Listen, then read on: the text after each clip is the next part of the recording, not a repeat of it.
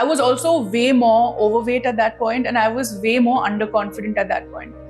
When our parents separated, I think it took a while for people to understand that there is nothing inherently wrong with anybody's character. I was in the first standard. I think there were families who didn't want to associate with what was happening in our lives because I think they didn't want their children to come into our house, for example, and then, be part of maybe if there is a friction. More than the confusion that this causes for a child who's 6 years old in school was the confusion of not having dad at home ever. Mom died in 2012. We're sitting in 2025. Yeah. I'm still dealing with the grief every single I know. month, every single hour, every single day.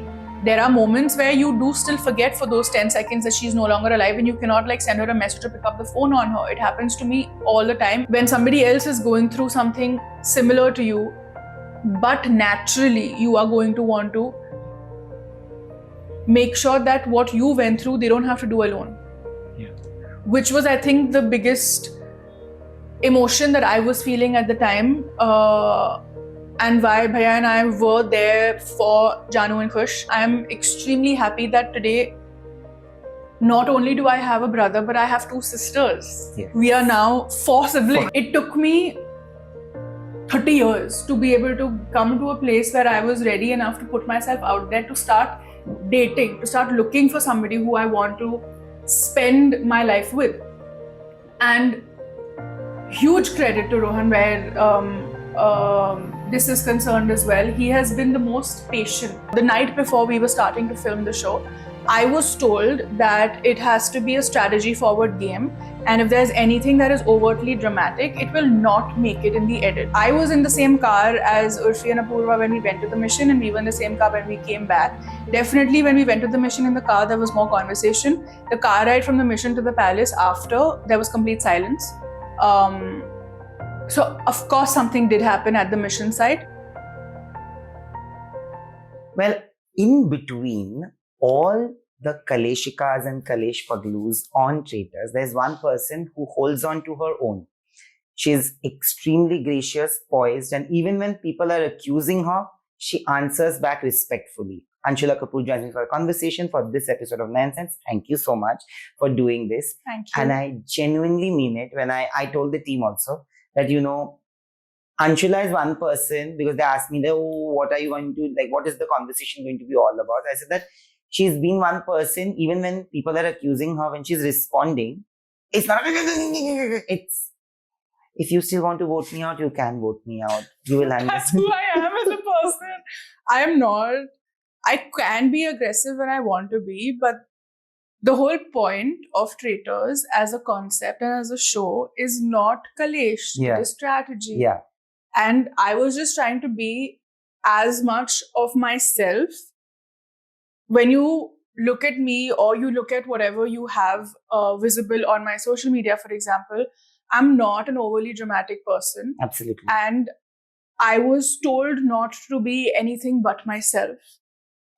When you're in a palace and you're basically locked in there and there is no external communication, there is no outside world that sort of exists for you and you're in this bubble, to try and be as normal as possible also takes a while to warm up to that environment, to open up to people. So I think it took me also a couple days to adjust to that. Thankfully, I had my Aunt Mahib there who knew me and who I could maybe get a little bit of pockets of normalcy in. But at the same time, we were shooting 16 to 18 hours a day. What we see now on Prime is 1 hour curated and created on an edit table where they have the power to choose the moments that they want to show. So there could have been moments where I was volatile or I was aggressive, but fortunately or unfortunately, those don't exist on this show. But do you remember any moment like that? Nothing. I don't remember ever being disrespectful, like you just said. Yeah. I don't remember being aggressive. However, we did shoot the show a really long time ago. We shot this in September of last year. Yeah. And memory lapses are real. But more than that, it was... I don't know how to put this any more kindly than to say that the entire experience, not only was it a one-of-a-kind experience, it was also a trauma-filled experience. So sometimes the brain does want to erase memories of trauma.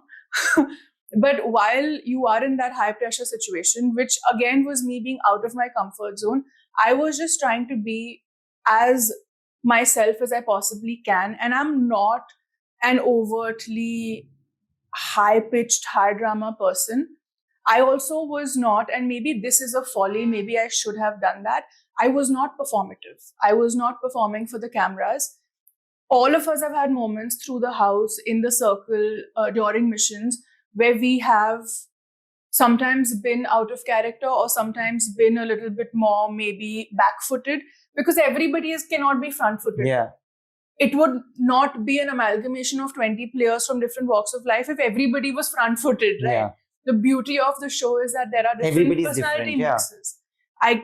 I guess maybe one of the reasons why the makers of the show chose me was because they thought that there is the need for somebody to be a little bit more dignified. I was going to say drama-free, but dignified is a better way of putting it, maybe. But it's true. I genuinely, when I look at the show, and I'm not saying it because you're sitting here, okay? I've interviewed Sufi also, and he is drama and he accepts it.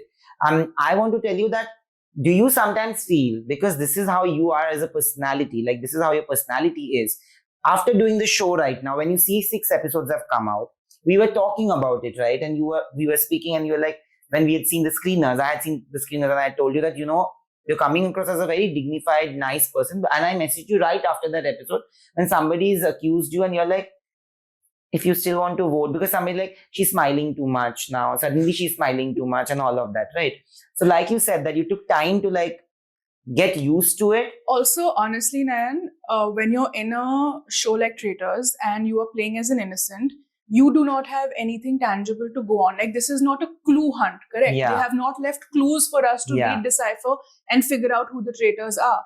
You are going on observation. What is observation in a house, which is a high pressure house to begin with?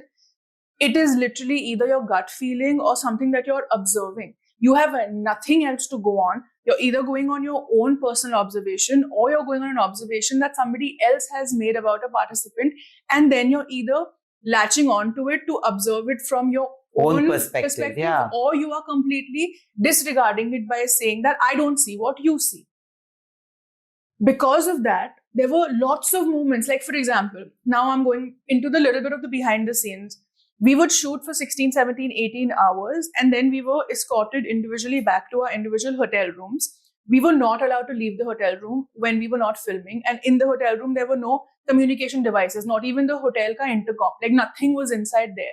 Outside our hotel room door, they had put wind chimes. So in case you open your door, there's a security at the end of that hall who can hear that one of the participants is trying to leave their room when they're not supposed to leave the room. That was all done to maintain that privacy of the entire setup.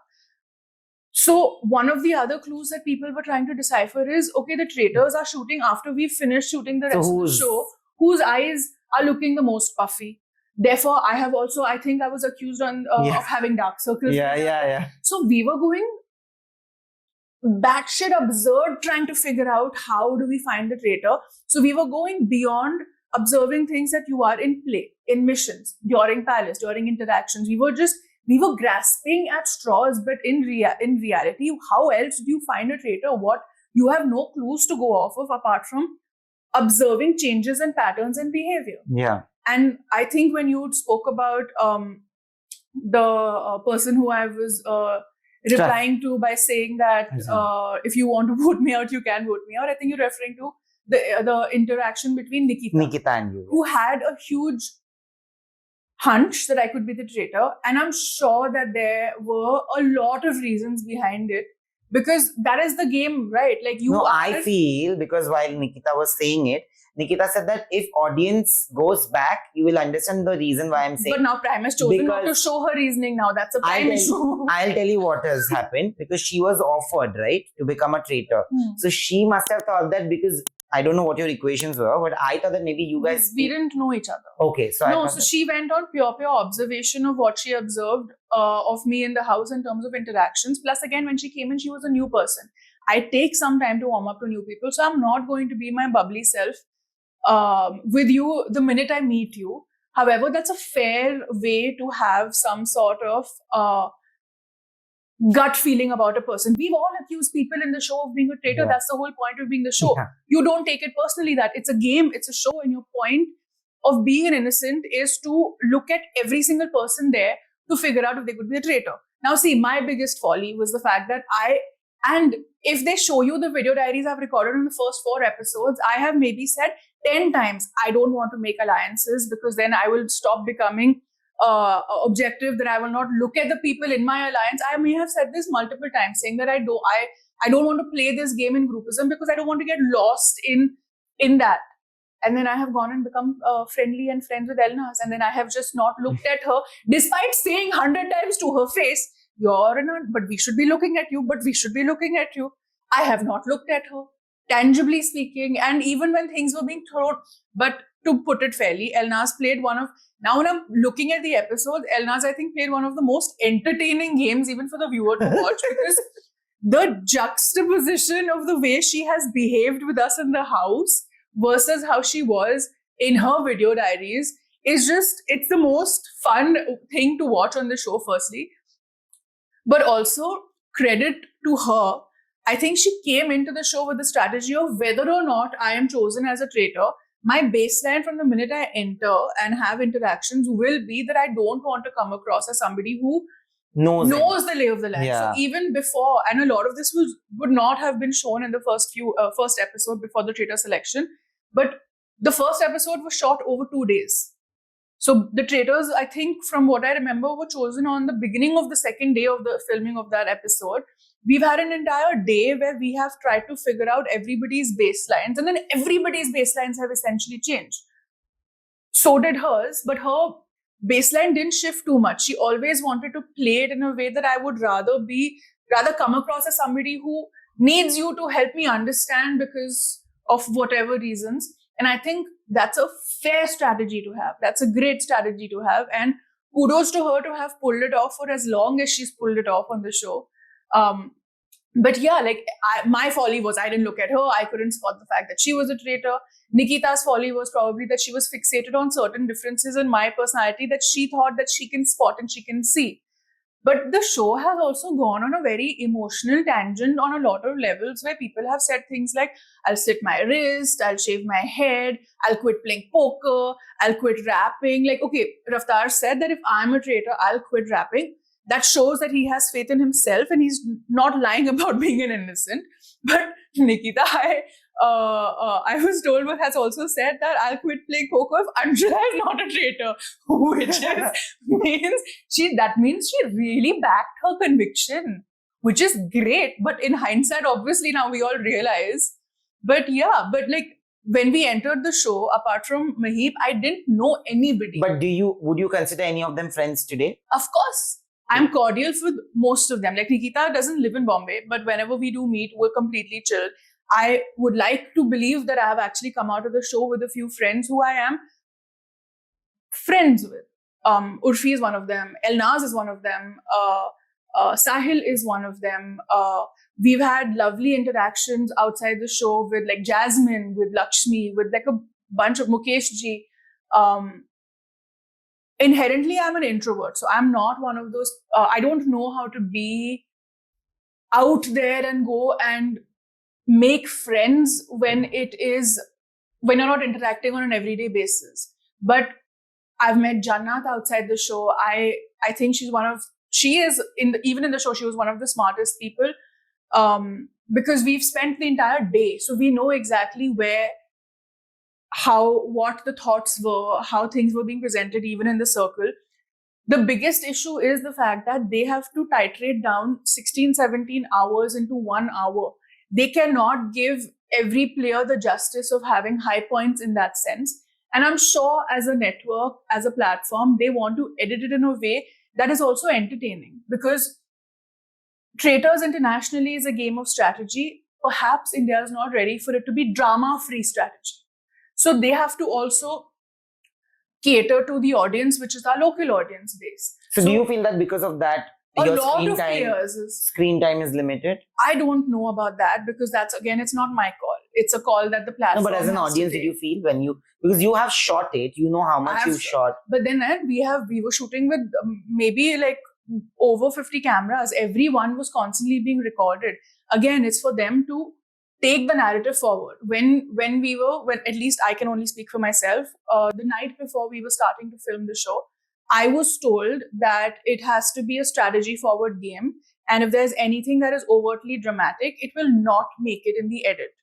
We were even during the show, like when the fights were going on, when people were taking kasme wade of being innocent, and there was a rule with production where they would not interact with us. They would, even if they saw us during a mission, they were not going to speak to us unless they had to give us a rule to follow, or if they had to give us some mission specific instructions, they would just not interact with us. They have come out and broken that code multiple times, and they have said things like, y'all are behaving like children, do not make this big boss house. They have said stuff like that. So essentially speaking, when they were filming, there was a sense of, let's try and keep this civil, entertaining, about intelligently. strategy. Yeah. But of course, even for us in the house, sometimes you need a moment of relief, right? So there were people who were, now Sudhanshu sir is an excellent singer. Purav actually is also a great singer. We had Raftar ji there as well. We had Mukesh ji there as well, who enjoys singing. Elnaz is also a singer. But the band of boys, sorry Sudhanshu sir, I've taken it and combined it with everybody in the house. But they would essentially, maybe after a meal or after a mission, just to like get the energy, come back to being civil and normal, they would sometimes just break out into a song. Stuff like that was happening. Like Ashish ji on the first day has done a stand-up routine for us. Now all that is not going to make it in the edit, but it's part of the 17-hour day that we've spent because we have lived our life. How much can you talk strategy? There will be gupshup, there will be gossip, there will be talking about the outside world, maybe just for a sense of normalcy or just to break the ice with somebody new. But you guys didn't have phones also, like even in the hotel? No, nothing. No Kindle, no phone, no Apple Watch, no AirPods. They have confiscated everything the night before filming, and we were returned it hours after elimination, not even at elimination. So you were essentially doing a technology detox, but you were completely cut off from the outside world. So had there been a major catastrophe in the outside world, maybe they would have told us that, boss, there's an earthquake, for example, but there was no communication. We were not even allowed to communicate with Karan sir. So if you knew Karan sir, and I'm sure you've interacted with him, you know he's a very social person. He's also very warm and he's very sociable. Yeah, but here he's very stoic. He also, even when the cameras were not rolling, was not interacting with us. And in a way, that's great because they tried to keep it as game focused as possible for us without having external discussions and external stimuli. But it also didn't work because for someone like me, for example, I haven't done a reality show before. I went in perhaps completely underestimating the mental stress that a closed environment like this can put on a person because you have literally no outlet. Therefore, I think for some of the contestants, when you're in such a high pressure, boil environment and there is no outlet and there is no touching of grass, like you can't pick up the phone on your best friend or your family and just like let go. There were moments where people, they puttered and the camera has caught it. But I'm sure we've all had those moments. No, but when you talk about the fights, there's this entire thing that is happening between Urfi and Apurva, if you have seen. We have seen just parts of it. I lived it. So Yeah, you have witnessed it. So I want to ask you, because you were there, we've been seeing just clips of it, right? Urfi has a very different side to the story. Apurva has a very different side to the story. Apurva is saying that she was annoyed and she never abused and she just snapped at her. Urfi was like, I was concerned because she was talking about missing her parents and her family, and then I just went to ask her. Maybe I asked more than once, but she abused, like she used an expletive with her, and then everything just became like a commotion. What was actually the thing that happened from what you lived? I mean, I was not present when they were having their interaction. I was there when the aftermath was taking place. I would leave this for them to comment on it, or for somebody else who was present there to witness exactly what the verbal exchange was. Or I would have Prime give you behind the scenes access because we were mic'd 24/7, literally speaking. But no, there was, I was in the same car as Urfi and Apurva when we went to the mission, and we were in the same car when we came back. Definitely when we went to the mission in the car, there was more conversation. the car ride from the mission to the palace, after, there was complete silence. So of course something did happen at the mission site. There is always going to be two sides of every story. There will always be he says, she says. I was hoping that this does not become the focus of the show, because the show is not about drama. I was hoping that the focus of the show remains towards strategy, because when you look at the two individuals, Urfi and Apurva, even from a non-drama, non-fight perspective, they add a lot of value to the show just by the They're way good that they players. think. Yeah. The way that they think, the points that they want to bring across. Of course, both of them are highly emotional individuals, and both of them are front-footed people by nature, and you cannot change that, and which is also beautiful for the show, because you need people like that. However, if the focus had shifted and the focus had remained on the conversations that they were having in the house to find the traitor versus the conversation revolving around them not wanting to be in each other's sights, or the whole point being about the fight, I think it would have been a better and a fairer play for the audience and for the people who love the original format of the show. I will leave it at that without commenting on exactly what happened. No, but I want to ask you one thing here, because you said that you're friends with Urfi, right? And you were friends with Urfi even on the show. Friendlier. I became friendly with Urfi on the show. And you're friends with her today. Yeah, I have met her socially a lot more. You guys shot in September last year, like Correct. you said. This thing is happening right now. But inside the house, although you were not there, because you were still friendly, you were part of one kind of a group where Urfi... No, I was not part of any group. The point is, before this exchange of words happened, Urfi, Apurva, Jannat, and to an extent Jasmine were the people who were the closest to one another. Sufi was also part of that. Like I said, in the first 3 or 4 episodes, my whole point was to not make groups and not make agendas and alliances in that sense, because I wanted to remain as objective as I possibly could. I was individually going and having conversations with Apurva. I was individually going and having conversations with Urfi. I was individually having conversations with Jannat, Jasmine, whoever else there was in the house. And if there were people sitting together and having conversations, sometimes I would join in, sometimes I would observe.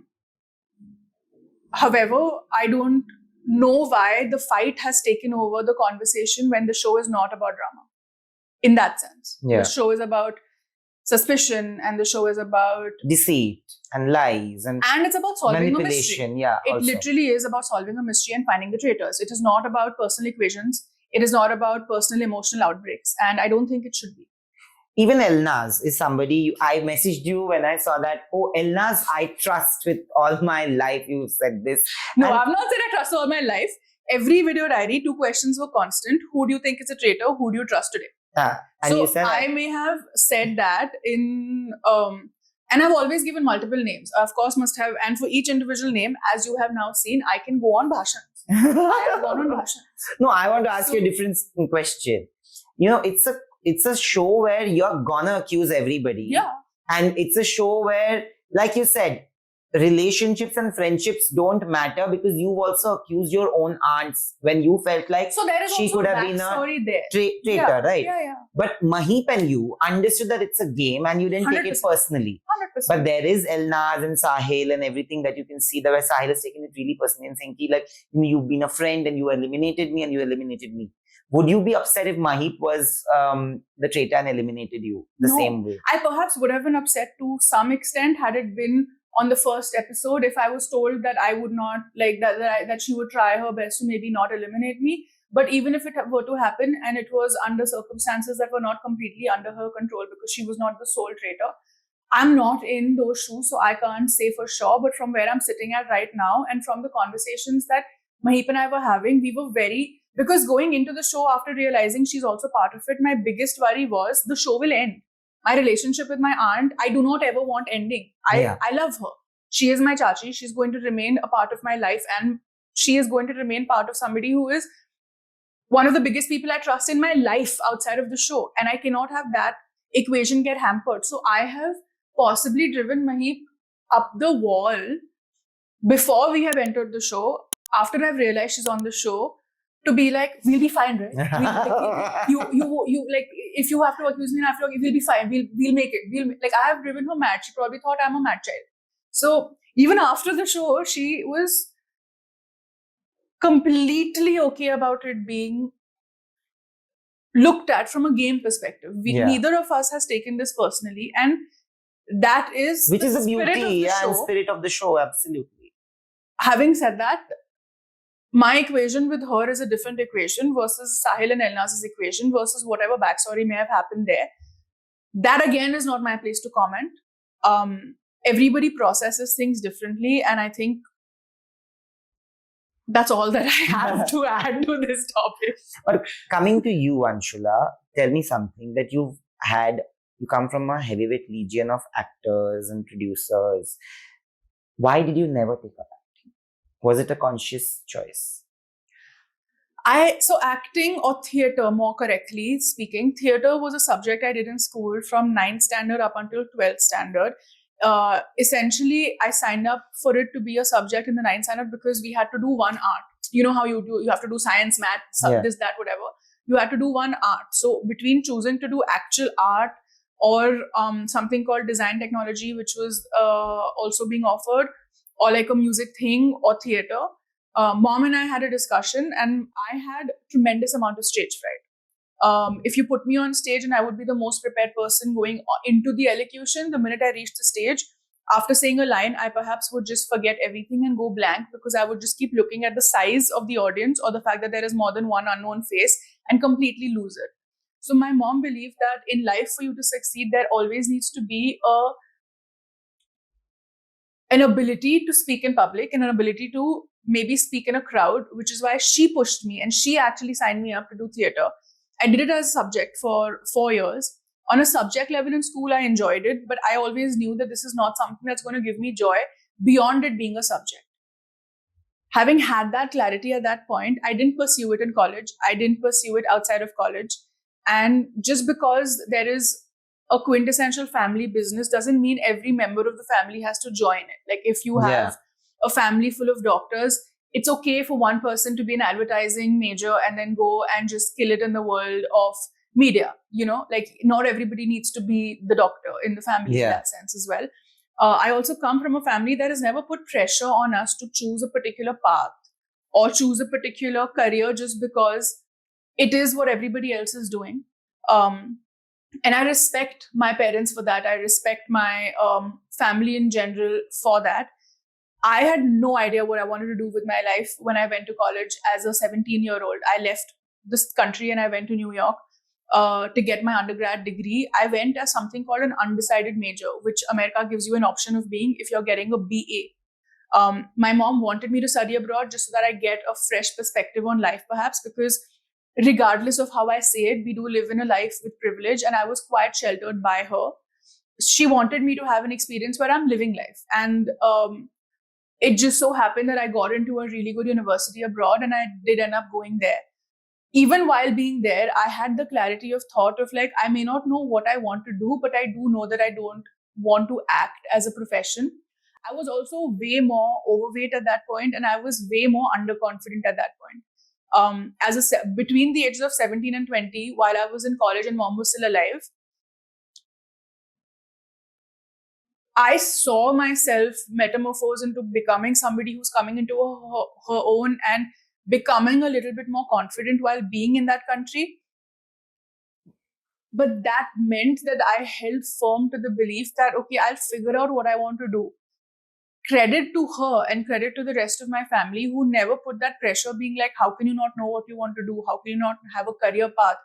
How can you not know exactly where you're headed and what is your 5-year plan? What is your 10-year plan? Also credit to them having never put me in a position where they were like, okay, if you don't know what you want to do, go get married. Neither of those two were ever given to me as opportunities that I have to do either or. Whether or not I would have lost weight or not lost weight, I would like to believe I would have come out of my shell and become a little bit more of a confident person. But when you are overweight, when your sense of self is at zero, when you have literally no narcissistic tendencies in that sense as well, in a good way. Narcissism is always considered to be negative, but there is some sort of positive narcissism that everybody should have, which is in terms essentially of your sense of self. Yeah. Growing up as a child, I had none of those things. When you are that underconfident, you cannot put yourself in front of a camera. Even today, when you put me in front of a camera, I do not know how to be performative. So it defeats the purpose of becoming an actor, right? And I know I've given you a very long answer. I apologize. No. That's absolutely fine because I love what you're saying. But yeah, which is why I never chose to become an actor. Which is why even at this point, if you tell me if my top 2 prerogatives involve becoming an actor, I will still tell you they do not. But I would still like to ask you, because when you speak about it, I personally kind of relate to you in a different way. Bullying of any kind can actually either make you a better version of yourself or a bitter version of yourself. Like, it can really make you bitter. At 12, when I was bullied versus today when people try to troll me, it's very different. Yeah. Like, today I am so used to the idea that it doesn't affect me anymore. Yeah, and like your mental, like those walls have built up in your mind to be able to protect you. As a child, you don't have those. The noise doesn't affect you. But do you remember moments where, when I've spoken to Arjun so many times, he's also a very strong person mentally, and you would know the emotional side to him more than anybody else. But there are times where he does get emotional, of course, even today. But he, in one of my interviews, he had told me that at one point, he feared going to school because of the bullying, because after your parents separated, there was a point of time when he feared going to school, and you were even younger. How did you deal with those times? Was it emotionally the most difficult or the most challenging time of your life? Had I not lost mom at 21, I would have told you, yes, those were the most emotionally difficult years of my life to navigate through.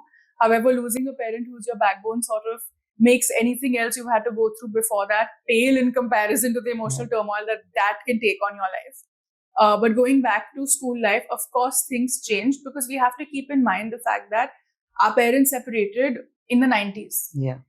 India in the 90s was a closed economy, but also culturally, we were very rooted into tradition. And our tradition speaks about one marriage, one family lasting for life. Divorces were unheard of and very, very uncommon. Separations were, I'm assuming, a little bit even more uncommon, even in a city like Mumbai, which was possibly the most urban tier 1 city, even in the 90s in India. Absolutely.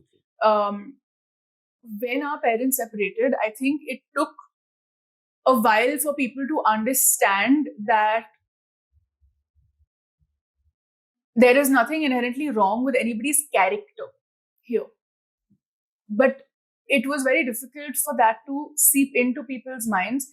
It sort of became, and I can't speak for Bhaiya's experience completely, it's better if he speaks for it. But from my experience, what started happening, I was in the first standard. I think there were families who didn't want to associate with what was happening in our lives because I think they didn't want their children to come into our house, for example, and then, be part of maybe if there is a friction. And naturally speaking, now in hindsight, I understand every parent will be protective of their children. And in the 90s, what did you do after school? You went to some child's house, right? Yeah. That's where you spend your time. Yeah. That's where you did your homework. Yeah, that's how you made your friends. So you were constantly in and out of people's houses.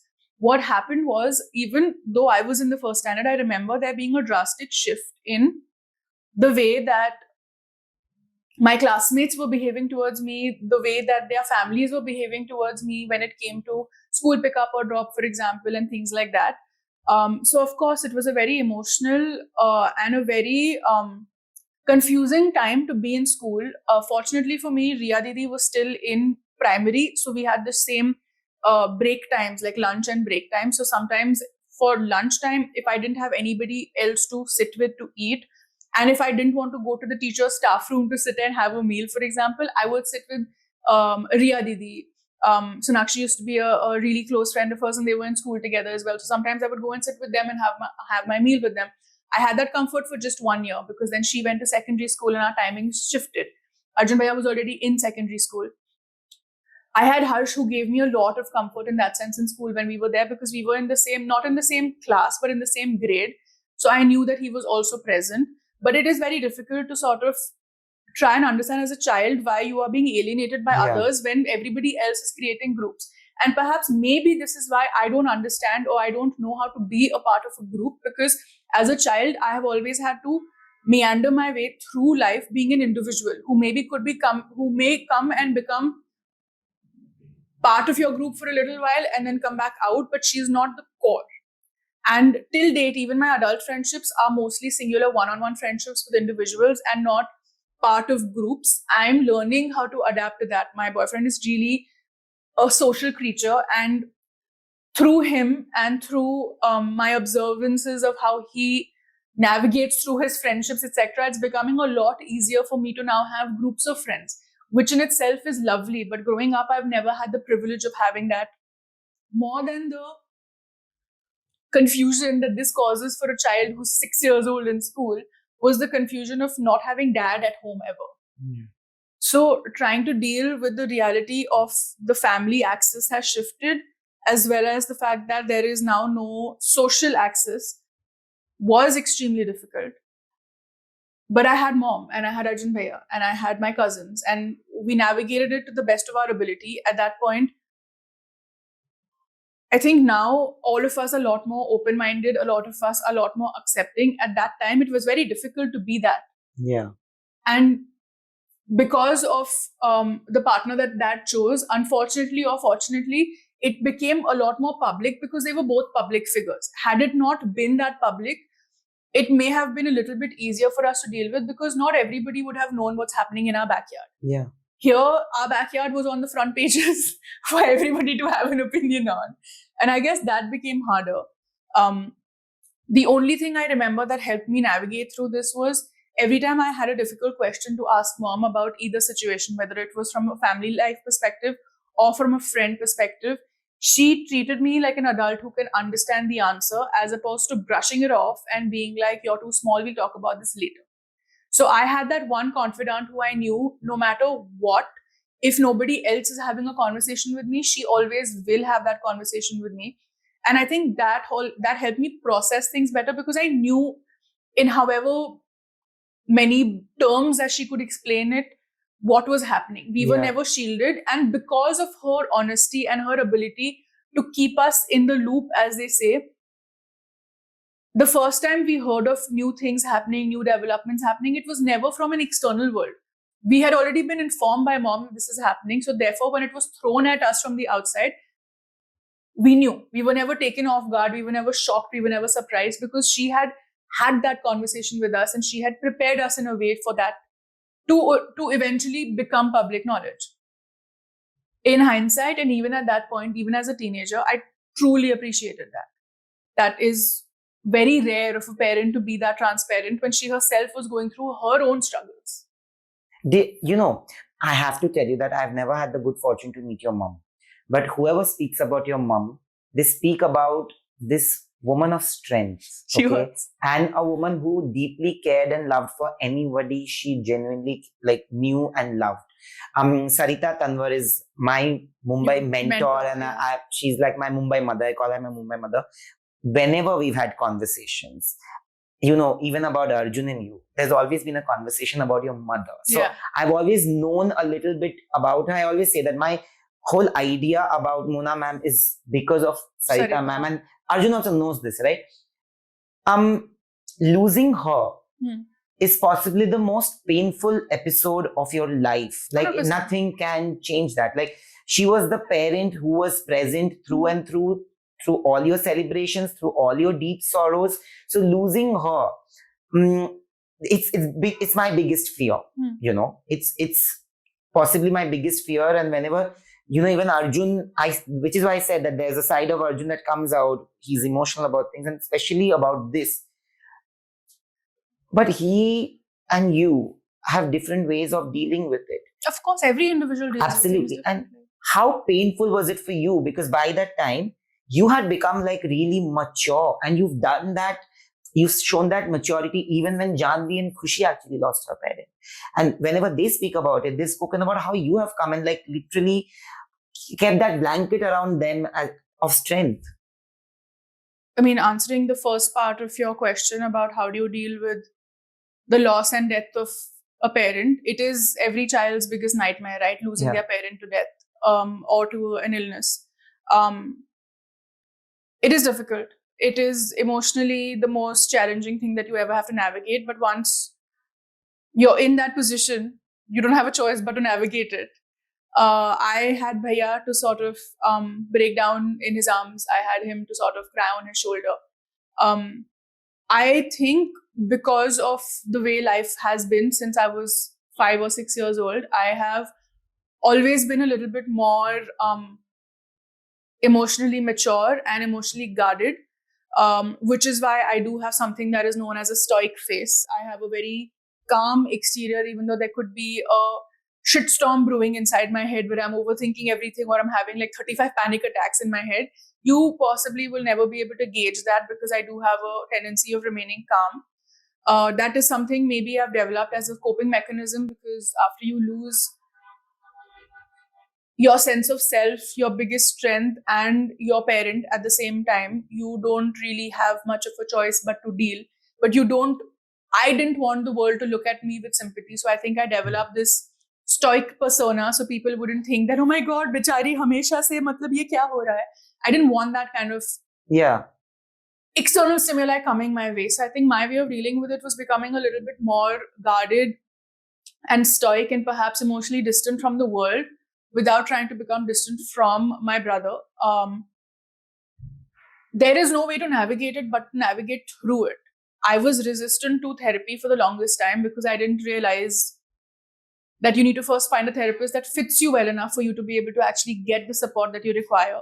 But therapy did truly change my life, and therapy has still been of one of the biggest blessings in my life. I'm still, the thing with grief is, no, you can't deal with it and close the chapter. You are dealing with it like it's like mom died in 2012. We're sitting in 2025. I'm still dealing with the grief every single month, every single hour, every single day. There are moments where you do still forget for those 10 seconds that she's no longer alive and you cannot like send her a message or pick up the phone on her. It happens to me all the time. And the best I can do in those moments is not spiral. But you need to figure out your own mechanism of dealing with that grief as opposed to shoving that grief in a corner and never looking at it, because that grief, even if you're not addressing it and dealing with it, is still coloring every aspect of your life. I'm sure the grief of losing my mom has in some way affected how I've played the game of Traitors, for example. But now I can't take anything away from the fact that that is my lived reality. So the only way through it is through it. And when you have been in that position where you have joined the unfortunate club of having a parent who no longer breathes the same air as you, when somebody else is going through something similar to you, but naturally you are going to want to make sure that what you went through, they don't have to do alone. Yeah. Which was, I think, the biggest emotion that I was feeling at the time. And why Bhaiya and I were there for Janu and Kush. And in whatever circumstances it did happen, I'm extremely happy that today, not only do I have a brother, but I have 2 sisters. Yes. We are now 4 siblings. Yes. And it's one of the biggest joys of my life is having sisters who I can bicker with, banter with, cry with, fight with, laugh with, watch movies with, like, do anything and everything that I've always wanted. Like, I have sisters now I can take advice from, like, oh, do I buy this? Do I wear this? Is this looking okay? Is this lip color suiting me? Is this eyebrow shape okay? Like, literally, like, I have a girl gang in my house at this point, which is one of the best things to have come out of the most unfortunate situations that the family has had to deal with. And perhaps as an individual, maybe, I don't know, I don't want to toot my own horn or think of myself as some larger than life human in terms of like having some sort of emotional ability to be present for people. I'm not that. I also have moments of being in great amount of self-doubt, being selfish, not understanding exactly how to be present for somebody else or adding value to somebody else's life. But I think one of my character traits as a person is the fact that I like adding value to people's lives. I try and do that in whatever ways I possibly can. I do have this mothering tendency where I can be an over-hoverer. Some of the contestants in the show will tell you, if you ask them behind the scenes in the first few days of the show, I was constantly just yelling and screaming at production, not at the contestants, to make sure that our lives were streamlined, our food was given to us on time, things were taken care of in that sense as well. I think I have that mothering instinct and tendency where That's like your doing mom that. in you. I don't know if it's my mom It in is me your mom. or if it is... Sarita Tanwar always says this, that Mona might have gone, but there's Anshula. She always says this to Arjun, and that's what I'm saying. Whenever I've spoken to Arjun, I've said this, that there's so much of your mom in both of you, in the way you guys are as human beings, you know. Because when you say about this stoic face, about all the storms that are going, but you're still keeping up with that, I think that comes from your mother. But jati jati ek aur sawal puchunga, last sawal hoga. Today you are in a very happy space. At the Traitors launch, we saw your boyfriend really cheer for you, and we were all sitting there and seeing it. Oh, you were there? Yeah, I was there. Oh. And we could see it.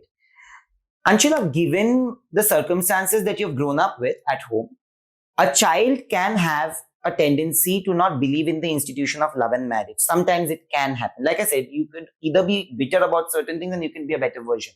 Have you faced those moments in life in general? And today, when you found the person that you know, who is a huge part of your world today, and hopefully you guys will get married soon, which is what I've heard also. Well, whatever. I have. उससे खबर मुझ तक नहीं पहुंची, तुम तक पहुंच गई. देखिए, अगर मैं वीडियो पे वो बुलवा था तो उससे तो बेटर ही है ना कि मैं यहाँ पे खुद बोल दूं. आप बताइए कि you know, how has that pattern changed? Do you think that changed with him coming into your life, where you started believing in the institution of love a little more? I've always believed in love. I've always wanted the love of a partner. I just did not have the confidence in myself to. So there's something called yearning, right? Like you can yearn for love and you can wish and you can want because you always dreamt of having a partner. I was that girl. I just didn't have the balls or the confidence in myself to actually put myself out there to find a partner. It took me 30 years to be able to come to a place where I was ready enough to put myself out there, to start dating, to start looking for somebody who I want to spend my life with. And huge credit to Rohan where this is concerned as well. He has been the most patient, the most kind, the most understanding man on this planet, because this was my first relationship that I have entered. And most people go through these beats in their 20s. I've gone through these beats in my 30s. It's a different person going through the same nascent beats. There are so many moments where you don't know if you are 1 foot in, 1 foot out. You don't know if you're doing the right thing. You're constantly second, third, fourth guessing yourself. It's not the most comforting place for a partner to be in a new relationship with. So kudos to him, and credit where credit is due. He understood me, my psyche, my mental health, my history, my grief, and things about myself that I couldn't even verbalize to him. He's picked up on emotional cues because he is a highly emotionally attuned person in that self.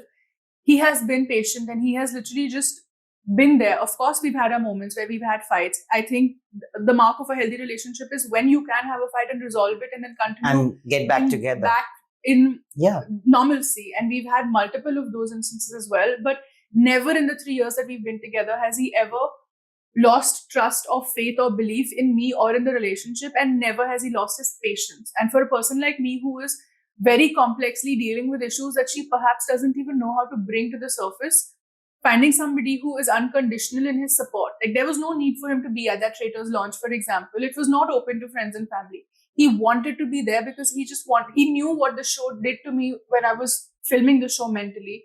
He knew that I'm out of my depth, I'm out of my comfort zone. Even doing a press conference, press launch is not something that is very first nature to me. He just wanted to make sure if I needed a hug before going on that stage, if I needed somebody to just hold my hand in case I was needing a moment, he was there. There's nothing overtly, like there's no grand gesture at that point needed. It is literally just that presence and that solid support, knowing that no matter what, I can lean on him. And for the longest time after mom died in my life, it genuinely felt like the only other person I could lean on was Arjun. So apart from having Bhaiya now, having Rohan, having my sisters, it feels a lot more,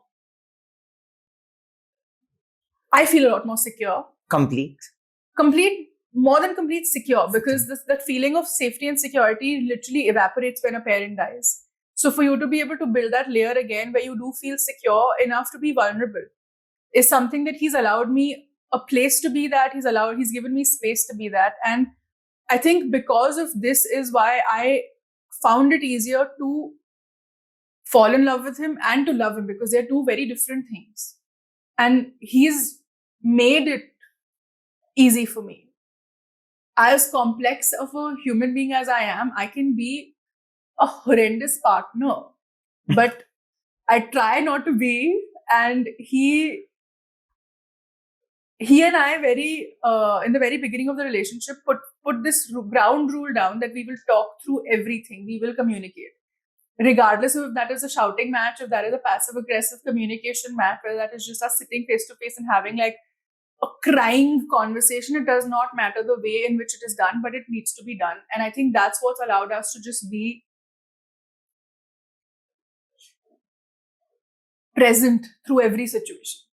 Finally, तो फिर आप चारों में, all the siblings, out of all the 4 siblings, why don't you give me an order on who do you think is going to get married first?